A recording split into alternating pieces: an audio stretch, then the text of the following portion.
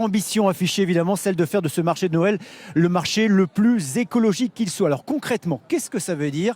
Explication en images avec Olivier Stéphan et Arnaud Rapp. Il est présent depuis 1992 sur le marché de Noël, le chalet Au Plaisir d'Alsace. On y trouve saucisses, tartes flambées, spätzle, tartiflettes, vin chaud évidemment. Et pour l'écologie, qu'est-ce qu'il propose de bon maintenant pour l'écologie?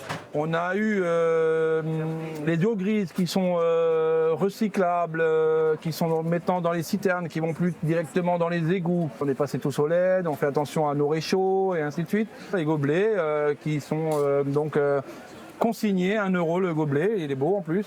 Le tri, on fait le tri de carton, de papier. On fait le tri avec aussi les biodéchets. Vous sentez que c'est un marché de Noël qui évolue? Évolue, oui, dans le bon sens d'ailleurs.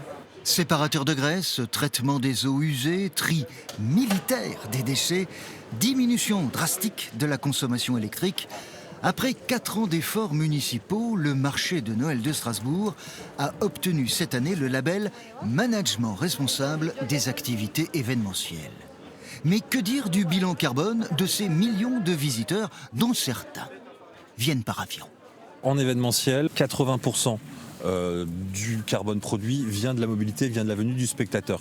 À Strasbourg, on est un peu en deçà déjà parce que justement on a réduit, on a des discussions assez concrètes avec la SNCF, avec aussi toute la mobilité qu'on a mise en place. On active 15 000 places de stationnement en pourtour de Strasbourg. On a un travail à faire peut-être sur la plantation d'arbres au niveau du Grand Est et pas juste au niveau de Strasbourg. Et après, effectivement, il faut qu'on continue de s'améliorer, de développer les mobilités alternatives et de chercher ces modes de compensation. Voilà donc une capitale de Noël qui revendique un virage écologique. Se poursuivra-t-il après les élections municipales? Mystère.